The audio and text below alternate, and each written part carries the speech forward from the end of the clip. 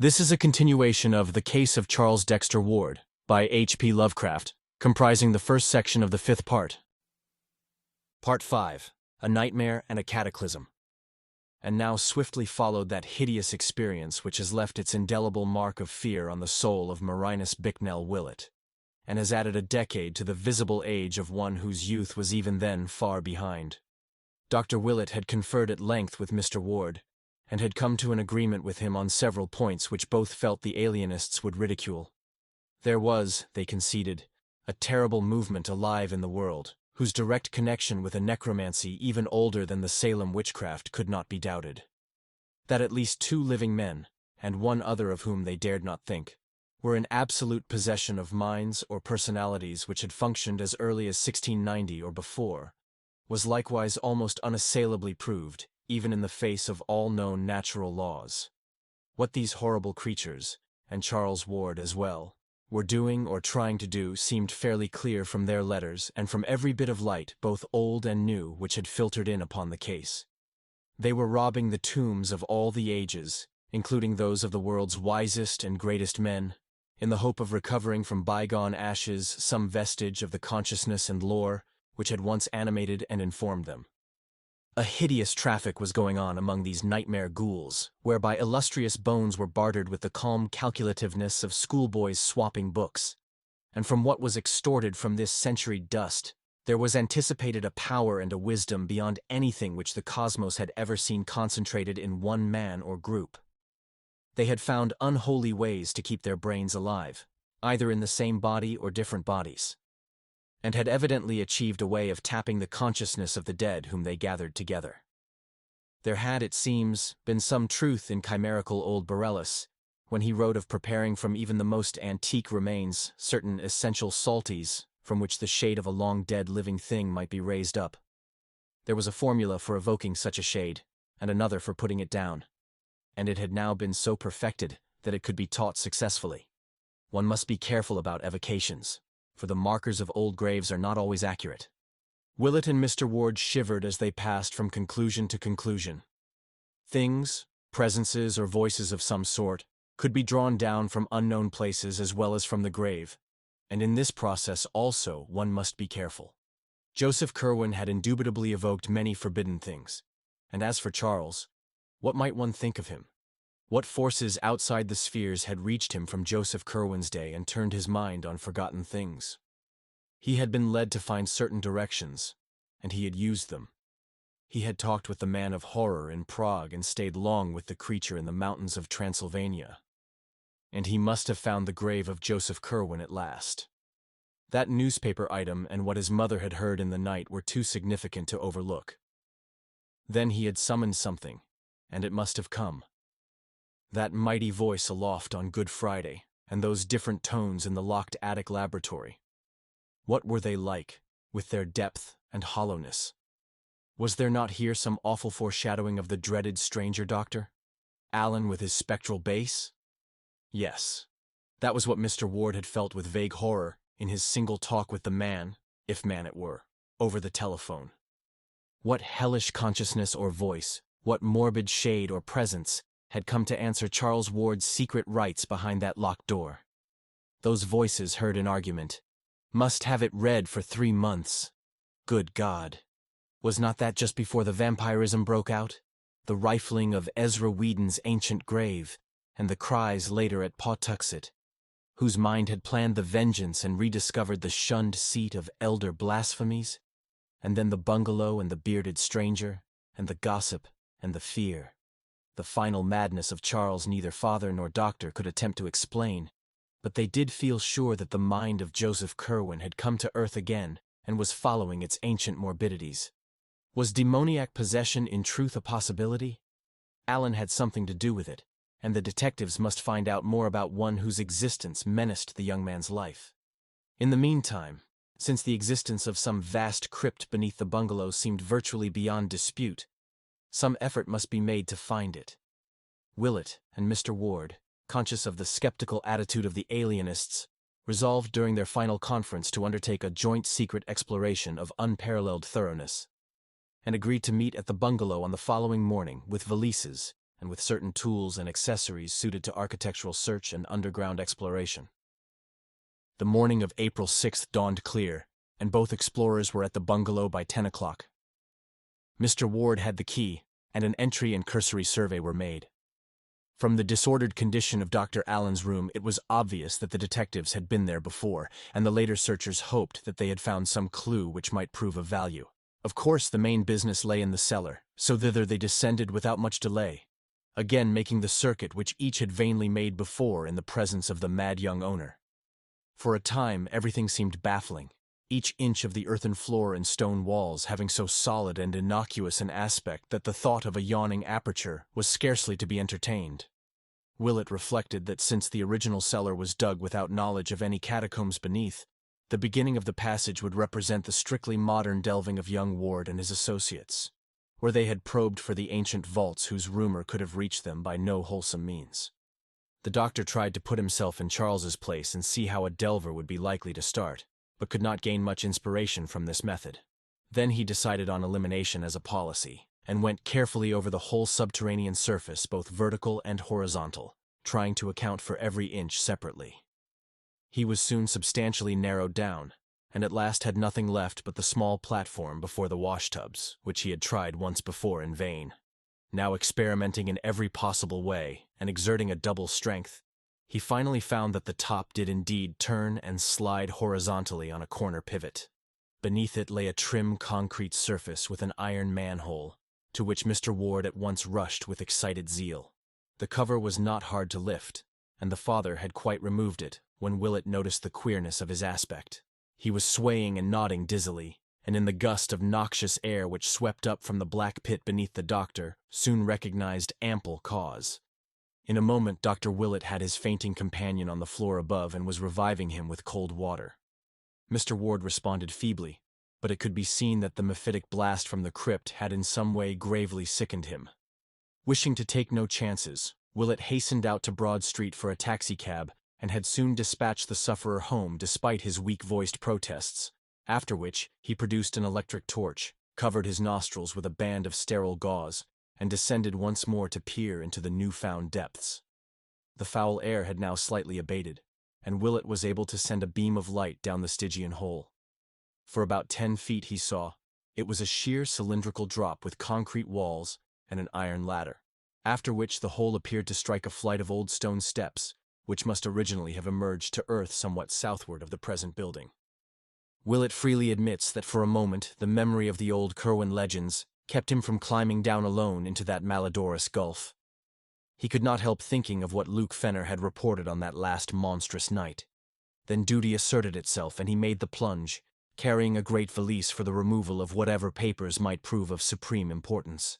Slowly, as befitted one of his years, he descended the ladder and reached the slimy steps below. This was ancient masonry, his torch told him, and upon the dripping walls he saw the unwholesome moss of centuries. Down, down ran the steps, not spirally, but in 3 abrupt turns, and with such narrowness that 2 men could have passed only with difficulty. He had counted about 30 when a sound reached him very faintly, and after that he did not feel disposed to count any more. It was a godless sound, one of those low-keyed, insidious outrages of nature which are not meant to be. To call it a dull wail, a doom-dragged whine, or a hopeless howl of chorused anguish and stricken flesh without mind, would be to miss its most quintessential loathsomeness and soul-sickening overtones. Was it for this that Ward had seemed to listen on that day he was removed?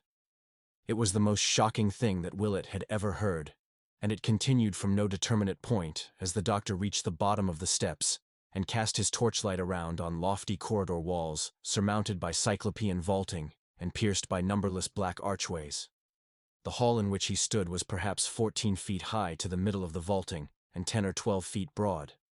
Its pavement was of large chipped flagstones, and its walls and roof were of dressed masonry. Its length he could not imagine, for it stretched ahead indefinitely into the blackness. Of the archways, some had doors of the old 6-paneled colonial type, whilst others had none. Overcoming the dread induced by the smell and the howling, Willett began to explore these archways one by one. Finding beyond them rooms with groined stone ceilings, each of medium size and apparently of bizarre uses. Most of them had fireplaces, the upper courses of whose chimneys would have formed an interesting study in engineering. Never before or since had he seen such instruments or suggestions of instruments as here loomed up on every hand through the burying dust and cobwebs of a century and a half, in many cases evidently shattered, as if by the ancient raiders. For many of the chambers seemed wholly untrodden by modern feet, and must have represented the earliest and most obsolete phases of Joseph Curwen's experimentation. Finally, there came a room of obvious modernity, or at least of recent occupancy. There were oil heaters, bookshelves and tables, chairs and cabinets, and a desk piled high with papers of varying antiquity and contemporaneousness. Candlesticks and oil lamps stood about in several places, and finding a match safe handy, Willett lighted such as were ready for use. In the fuller gleam, it appeared that this apartment was nothing less than the latest study or library of Charles Ward. Of the books the doctor had seen many before, and a good part of the furniture had plainly come from the Prospect Street mansion. Here and there was a piece well known to Willett, and the sense of familiarity became so great that he half forgot the noisomeness and the wailing, both of which were plainer here than they had been at the foot of the steps. His first duty, as planned long ahead, was to find and seize any papers which might seem of vital importance, especially those portentous documents found by Charles so long ago behind the picture in Olney Court. As he searched, he perceived how stupendous a task the final unraveling would be, for file on file was stuffed with papers in curious hands and bearing curious designs, so that months or even years might be needed for a thorough deciphering and editing. Once he found large packets of letters with Prague and Rakus postmarks, and in writing clearly recognizable as Orne's and Hutchinson's, all of which he took with him as part of the bundle to be removed in his valise. At last, in a locked mahogany cabinet once gracing the Ward home, Willett found the batch of old Curwen papers, recognizing them from the reluctant glimpse Charles had granted him so many years ago. The youth had evidently kept them together very much as they had been when first he found them, since all the titles recalled by the workman were present, except the papers addressed to Orne and Hutchinson, and the cipher with its key. Willett placed the entire lot in his valise and continued his examination of the files. Since young Ward's immediate condition was the greatest matter at stake, the closest searching was done among the most obviously recent matter. And in this abundance of contemporary manuscript, one very baffling oddity was noted. That oddity was the slight amount in Charles's normal writing, which indeed included nothing more recent than 2 months before. On the other hand, there were literally reams of symbols and formulae, historical notes and philosophical comment, in a crabbed penmanship absolutely identical with the ancient script of Joseph Curwen, though of undeniably modern dating. Plainly, a part of the latter-day program had been a sedulous imitation of the old wizard's writing, which Charles seemed to have carried to a marvelous state of perfection. Of any third hand which might have been Allen's there was not a trace. If he had indeed come to be the leader, he must have forced young Ward to act as his amanuensis. In this new material, one mystic formula, or rather pair of formulae, recurred so often that Willett had it by heart before he had half finished his quest. It consisted of 2 parallel columns, the left-hand one surmounted by the archaic symbol called Dragon's Head, and used in almanacs to indicate the ascending node, and the right-hand one headed by the corresponding sign of Dragon's Tail, or descending node. The appearance of the whole was something like this, and almost unconsciously the doctor realized that the second half was no more than the first written syllabically backward, with the exception of the final monosyllables, and of the odd name Yog-Sothoth, which he had come to recognize under various spellings from other things he had seen in connection with this horrible matter. The formulae were as follows, exactly so, as Willett is abundantly able to testify, and the first one struck an odd note of uncomfortable latent memory in his brain, which he recognized later when reviewing the events of that horrible Good Friday of the previous year. So haunting were these formulae, and so frequently did he come upon them, that before the doctor knew it, he was repeating them under his breath. Eventually, however, he felt he had secured all the papers he could digest to advantage for the present, hence resolved to examine no more till he could bring the skeptical alienists en masse for an ample and more systematic raid. He had still to find the hidden laboratory, so leaving his valise in the lighted room, he emerged again into the black, noisome corridor whose vaulting echoed ceaselessly with that dull and hideous whine. The next few rooms he tried were all abandoned or filled only with crumbling boxes and ominous-looking leaden coffins, but impressed him deeply with the magnitude of Joseph Curwen's original operations. He thought of the slaves and seamen who had disappeared, of the graves which had been violated in every part of the world, and of what that final raiding party must have seen. And then he decided it was better not to think anymore. Once a great stone staircase mounted at his right, and he deduced that this must have reached to one of the Curwen outbuildings, perhaps the famous stone edifice with the high slit-like windows, provided the steps he had descended had led from the steep-roofed farmhouse. Suddenly the walls seemed to fall away ahead, and the stench and the wailing grew stronger. Willett saw that he had come upon a vast open space, so great that his torchlight would not carry across it, and as he advanced, he encountered occasional stout pillars supporting the arches of the roof. After a time he reached a circle of pillars grouped like the monoliths of Stonehenge, with a large carved altar on a base of 3 steps in the center. And so curious were the carvings on that altar that he approached to study them with his electric light. But when he saw what they were, he shrank away shuddering, and did not stop to investigate the dark stains which discolored the upper surface and had spread down the sides in occasional thin lines. Instead, he found the distant wall, and traced it as it swept around in a gigantic circle, perforated by occasional black doorways, and indented by a myriad of shallow cells with iron gratings and wrist and ankle bonds on chains fastened to the stone of the concave rear masonry.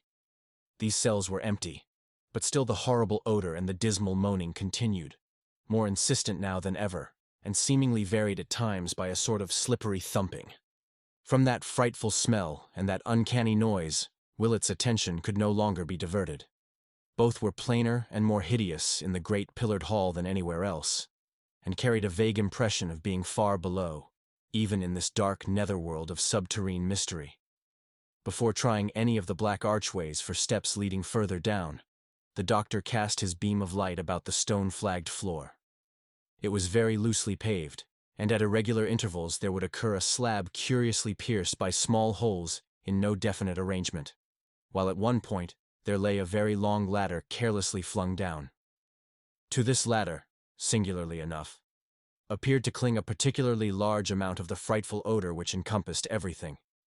As he walked slowly about, it suddenly occurred to Willett that both the noise and the odor seemed strongest directly above the oddly pierced slabs, as if they might be crude trapdoors leading down to some still deeper region of horror. Kneeling by one, he worked at it with his hands, and found that with extreme difficulty he could budge it.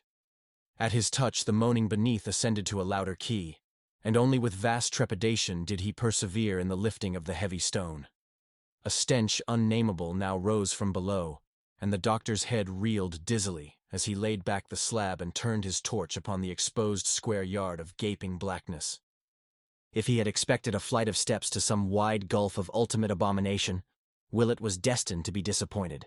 For amidst that fetor and cracked whining, he discerned only the brick-faced top of a cylindrical well perhaps 1.5 yards in diameter, and devoid of any ladder or other means of descent. As the light shone down, the wailing changed suddenly to a series of horrible yelps, in conjunction with which there came again that sound of blind, futile scrambling and slippery thumping. The explorer trembled, unwilling even to imagine what noxious thing might be lurking in that abyss, but in a moment mustered up the courage to peer over the rough-hewn brink, lying at full length and holding the torch downward at arm's length to see what might lie below. For a second, he could distinguish nothing but the slimy, moss-grown brick walls, sinking illimitably into that half-tangible miasma of murk and foulness and anguished frenzy. And then he saw that something dark was leaping clumsily and frantically up and down at the bottom of the narrow shaft, which must have been from 20 to 25 feet below the stone floor where he lay. The torch shook in his hand, but he looked again to see what manner of living creature might be immured there in the darkness of that unnatural well. Left starving by young Ward through all the long months since the doctors had taken him away, and clearly only one of a vast number prisoned in the kindred wells whose pierced stone covers so thickly studded the floor of the great vaulted cavern. Whatever the things were, they could not lie down in their cramped spaces, but must have crouched and whined and waited and feebly leaped all those hideous weeks since their master had abandoned them unheeded. But Marinus Bicknell Willett was sorry that he looked again. For surgeon and veteran of the dissecting room though he was, he has not been the same since. It is hard to explain just how a single sight of a tangible object with measurable dimensions could so shake and change a man. And we may only say that there is about certain outlines and entities a power of symbolism and suggestion which acts frightfully on a sensitive thinker's perspective, and whispers terrible hints of obscure cosmic relationships and unnameable realities behind the protective illusions of common vision. In that second look, Willett saw such an outline or entity, for during the next few instants he was undoubtedly as stark mad as any inmate of Dr. Waite's private hospital.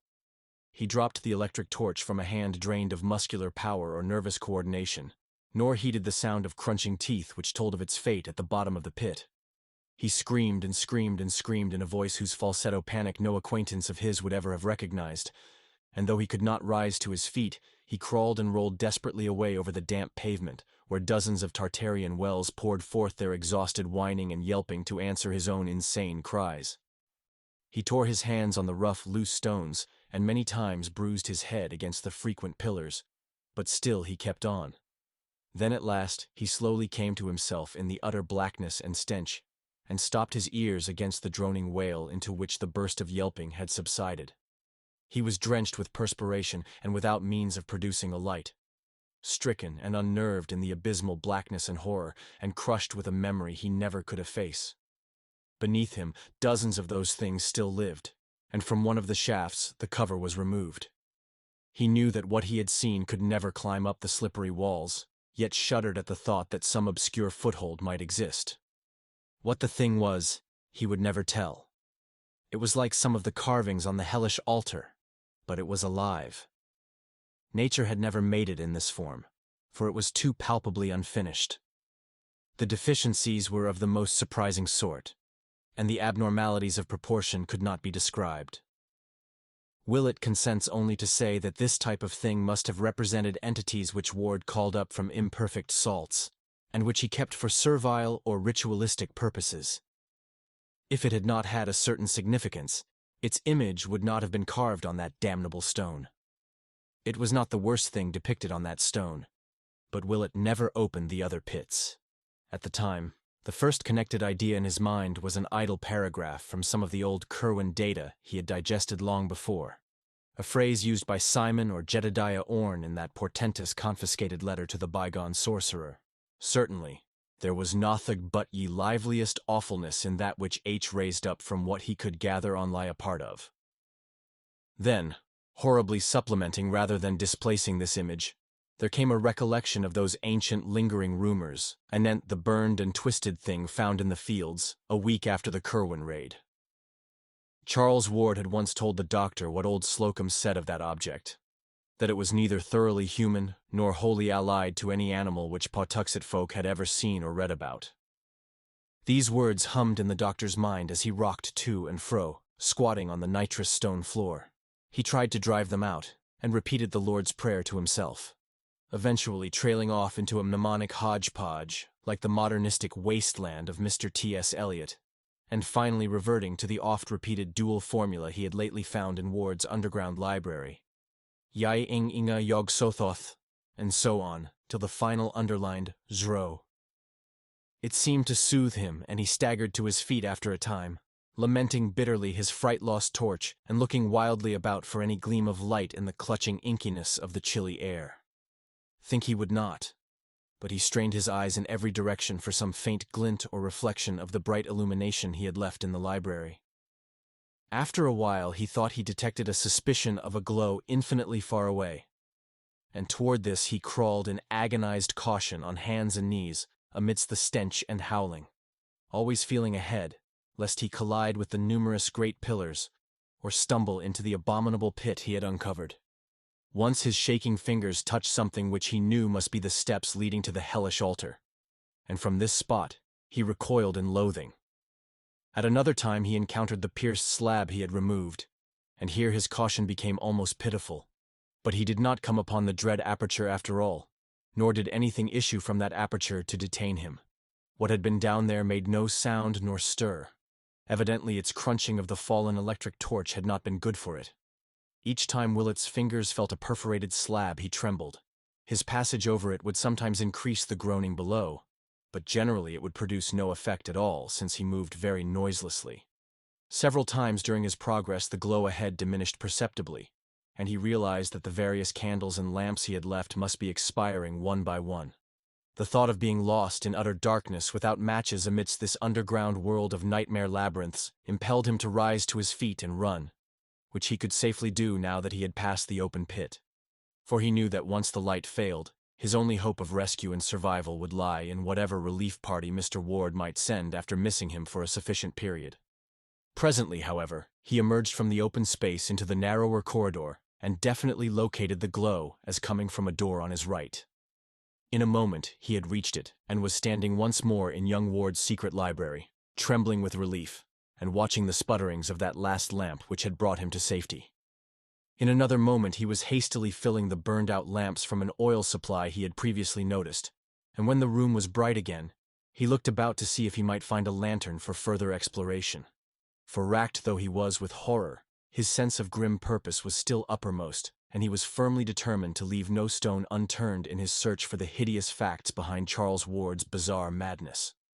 Failing to find a lantern, he chose the smallest of the lamps to carry, also filling his pockets with candles and matches, and taking with him a gallon can of oil, which he proposed to keep for reserve use in whatever hidden laboratory he might uncover beyond the terrible open space with its unclean altar and nameless covered wells. To traverse that space again would require his utmost fortitude, but he knew it must be done. Fortunately, neither the frightful altar nor the opened shaft was near the vast cell-indented wall which bounded the cavern area, and whose black mysterious archways would form the next goals of a logical search. So Willett went back to that great pillared hall of stench and anguished howling, turning down his lamp to avoid any distant glimpse of the hellish altar, or of the uncovered pit with the pierced stone slab beside it. Most of the black doorways led merely to small chambers, some vacant and some evidently used as storerooms, and in several of the latter he saw some very curious accumulations of various objects. One was packed with rotting and dust-draped bales of spare clothing, and the explorer thrilled when he saw that it was unmistakably the clothing of a century and a half before. In another room he found numerous odds and ends of modern clothing, as if gradual provisions were being made to equip a large body of men. But what he disliked most of all were the huge copper vats which occasionally appeared. These, and the sinister incrustations upon them. He liked them even less than the weirdly figured leaden bowls whose ruins retained such obnoxious deposits, and around which clung repellent odors perceptible above even the general noisomeness of the crypt. When he had completed about half the entire circuit of the wall, he found another corridor like that from which he had come, and out of which many doors opened. This he proceeded to investigate, and after entering 3 rooms of medium size and of no significant contents, he came at last to a large oblong apartment whose businesslike tanks and tables, furnaces and modern instruments, occasional books and endless shelves of jars and bottles proclaimed it indeed the long-sought laboratory of Charles Ward, and no doubt of old Joseph Curwen before him. After lighting the 3 lamps which he found filled and ready, Dr. Willett examined the place and all its appurtenances with the keenest interest, noting from the relative quantities of various reagents on the shelves that young Ward's dominant concern must have been with some branch of organic chemistry. On the whole, little could be learned from the scientific ensemble, which included a gruesome-looking dissecting table, so that the room was really rather a disappointment.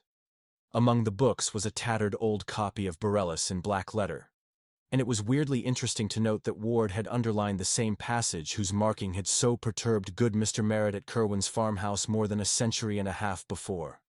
That older copy, of course, must have perished along with the rest of Curwen's occult library in the final raid. 3 archways opened off the laboratory, and these the doctor proceeded to sample in turn. From his cursory survey he saw that 2 led merely to small storerooms, but these he canvassed with care, remarking the piles of coffins in various stages of damage and shuddering violently at 2 or 3 of the few coffin plates he could decipher. There was much clothing also stored in these rooms, and several new and tightly nailed boxes which he did not stop to investigate. Most interesting of all, perhaps, were some odd bits which he judged to be fragments of old Joseph Curwen's laboratory appliances. These had suffered damage at the hands of the raiders, but were still partly recognizable as the chemical paraphernalia of the Georgian period. The third archway led to a very sizable chamber entirely lined with shelves and having in the center a table bearing 2 lamps. These lamps Willett lighted, and in their brilliant glow studied the endless shelving which surrounded him. Some of the upper levels were wholly vacant, but most of the space was filled with small, odd-looking leaden jars of 2 general types, one tall and without handles like a Grecian lekythos or oil jug, and the other with a single handle and proportioned like a phaleron jug. All had metal stoppers and were covered with peculiar-looking symbols molded in low relief. In a moment the doctor noticed that these jugs were classified with great rigidity, all the lekythoi being on one side of the room with a large wooden sign reading Custodes above them, and all the phalerons on the other, correspondingly labeled with a sign reading Materia. Each of the jars or jugs, except some on the upper shelves that turned out to be vacant, bore a cardboard tag with a number apparently referring to a catalog, and Willett resolved to look for the latter presently. For the moment, however, he was more interested in the nature of the array as a whole, and experimentally opened several of the lekythoi and phalerons at random with a view to a rough generalization. The result was invariable. Both types of jar contained a small quantity of a single kind of substance, a fine dusty powder of very light weight and of many shades of dull neutral color. To the colors which formed the only point of variation, there was no apparent method of disposal, and no distinction between what occurred in the lekythoi and what occurred in the phalerons. A bluish-gray powder might be by the side of a pinkish-white one, and anyone in a phaleron might have its exact counterpart in a lekythos. The most individual feature about the powders was their non-adhesiveness. Willett would pour one into his hand, and upon returning it to its jug, would find that no residue whatever remained on his palm. The meaning of the 2 signs puzzled him, and he wondered why this battery of chemicals was separated so radically from those in glass jars on the shelves of the laboratory proper. Custodes, materia. That was the Latin for guards and material, respectively. And then there came a flash of memory as to where he had seen that word, guards, before, in connection with this dreadful mystery. It was, of course, in the recent letter to Dr. Allen purporting to be from old Edward Hutchinson, and the phrase had read, "There was no need to keep the guards in shape and eating off their headies, and it made much to be found in case of trouble, as you too well know." What did this signify? But wait. Was there not still another reference to guards in this matter which he had failed wholly to recall when reading the Hutchinson letter? Back in the old non-secretive days, Ward had told him of the Eleazar Smith diary recording the spying of Smith and Whedon on the Kerwin farm, and in that dreadful chronicle there had been a mention of conversations overheard before the old wizard betook himself wholly beneath the earth. There had been, Smith and Whedon insisted, terrible colloquies wherein figured Kerwin, certain captives of his, and the guards of those captives. Those guards, according to Hutchinson or his avatar, had eaten their heads off, so that now Dr. Allen did not keep them in shape. And if not in shape, how save as the salts to which it appears this wizard band was engaged in reducing as many human bodies or skeletons as they could. So that was what these lekythoi contained, the monstrous fruit of unhallowed rites and deeds, presumably won or cowed to such submission as to help when called up by some hellish incantation, in the defense of their blasphemous master, or the questioning of those who were not so willing. Willett shuddered at the thought of what he had been pouring in and out of his hands, and for a moment felt an impulse to flee in panic from that cavern of hideous shelves with their silent and perhaps watching sentinels. Then he thought of the materia in the myriad phaleron jugs on the other side of the room. Salts, too, and if not the salts of guards, then the salts of what? God. Could it be possible that here lay the mortal relics of half the Titan thinkers of all the ages, snatched by supreme ghouls from crypts where the world thought them safe, and subject to the beck and call of madmen who sought to drain their knowledge for some still wilder end, whose ultimate effect would concern, as poor Charles had hinted in his frantic note, all civilization, all natural law, perhaps even the fate of the solar system and the universe. And Marinus Bicknell Willett had sifted their dust through his hands. Then he noticed a small door at the farther end of the room, and calmed himself enough to approach it and examine the crude sign chiseled above. It was only a symbol, but it filled him with vague spiritual dread. For a morbid, dreaming friend of his had once drawn it on paper and told him a few of the things it means in the dark abyss of sleep. It was the sign of Koth that dreamers see fixed above the archway of a certain black tower standing alone in twilight, and Willett did not like what his friend Randolph Carter had said of its powers. But a moment later he forgot the sign as he recognized a new acrid odor in the stench-filled air. This was a chemical rather than animal smell, and came clearly from the room beyond the door. And it was, unmistakably, the same odor which had saturated Charles Ward's clothing on the day the doctors had taken him away. So it was here that the youth had been interrupted by the final summons? He was wiser than old Joseph Curwen, for he had not resisted. Willett, boldly determined to penetrate every wonder and nightmare this nether realm might contain, seized the small lamp and crossed the threshold. A wave of nameless fright rolled out to meet him, but he yielded to no whim, and deferred to no intuition. There was nothing alive here to harm him, and he would not be stayed in his piercing of the eldritch cloud which engulfed his patient. The room beyond the door was of medium size, and had no furniture save a table, a single chair, and two groups of curious machines with clamps and wheels, which Willett recognized after a moment as medieval instruments of torture. On one side of the door stood a rack of savage whips, above which were some shelves bearing empty rows of shallow pedestaled cups of lead shaped like Grecian kylikes. On the other side was the table, with a powerful argand lamp, a pad and pencil, and two of the stoppered lekythoi from the shelves outside, set down at irregular places as if temporarily, or in haste. Willett lighted the lamp and looked carefully at the pad to see what notes young Ward might have been jotting down when interrupted, but found nothing more intelligible than the following disjointed fragments in that crabbed Curwen chirography, which shed no light on the case as a whole. B died not, escaped into walls and found a place below. Saw old V, say ye Saboth and learnt ye way. Raised Yog Sothoth thrice and was ye next day delivered. F sought to wipe out all Nog how to raise those from outside. As the strong argon blaze lit up the entire chamber, the doctor saw that the wall opposite the door, between the two groups of torturing appliances in the corners, was covered with pegs from which hung a set of shapeless-looking robes of a rather dismal yellowish white. But far more interesting were the two vacant walls, both of which were thickly covered with mystic symbols and formulae roughly chiseled in the smooth, dressed stone. The damp floor also bore marks of carving, and with but little difficulty, Willett deciphered a huge pentagram in the center, with a plain circle about 3 feet wide, halfway between this and each corner. In one of these 4 circles, near where a yellowish robe had been flung carelessly down, there stood a shallow kylix of the sort found on the shelves above the whip-rack. And just outside the periphery was one of the Felleron jugs from the shelves in the other room, its tag numbered 118. This was unstoppered, and proved upon inspection to be empty, but the explorer saw with a shiver that the kylix was not. Within its shallow area, and saved from scattering only by the absence of wind in this sequestered cavern, lay a small amount of a dry, dull greenish efflorescent powder which must have belonged in the jug.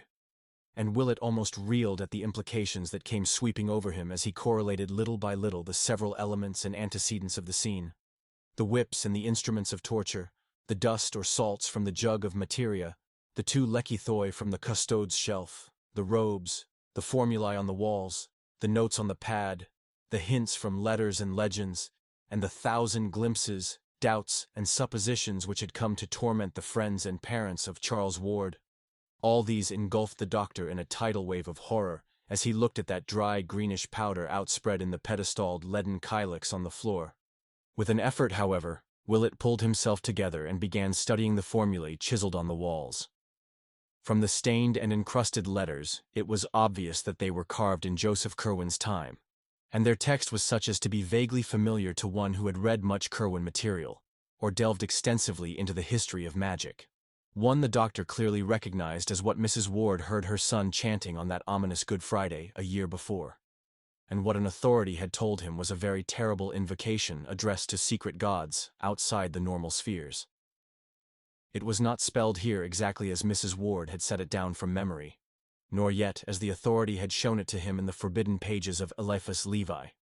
But its identity was unmistakable, and such words as Sabaoth, Metraton, Almonsin, and Zariat Natmik sent a shudder of fright through the searcher who had seen and felt so much of cosmic abomination just around the corner. This was on the left-hand wall as one entered the room. The right-hand wall was no less thickly inscribed, and Willett felt a start of recognition as he came upon the pair of formulae so frequently occurring in the recent notes in the library. They were, roughly speaking, the same, with the ancient symbols of dragon's head and dragon's tail heading them as in Ward's scribblings. But the spelling differed quite widely from that of the modern versions, as if old Kerwin had had a different way of recording sound, or as if later study had evolved more powerful and perfected variants of the invocations in question. The doctor tried to reconcile the chiseled version with the one which still ran persistently in his head, and found it hard to do. Where the script he had memorized began, Yaitngunga Yogsothoth. This epigraph started out as I Kungenga Yoga Sothotha, which to his mind would seriously interfere with the syllabification of the second word. Ground as the later text was into his consciousness, the discrepancy disturbed him, and he found himself chanting the first of the formulae aloud in an effort to square the sound he conceived with the letters he found carved. Weird and menacing in that abyss of antique blasphemy rang his voice, its accents keyed to a droning sing-song, either through the spell of the past and the unknown, or through the hellish example of that dull, godless wail from the pits whose inhuman cadences rose and fell rhythmically in the distance through the stench and darkness. This concludes the 8th part of 9 total of The Case of Charles Dexter Ward by H.P. Lovecraft, produced by Best Audiobooks for free.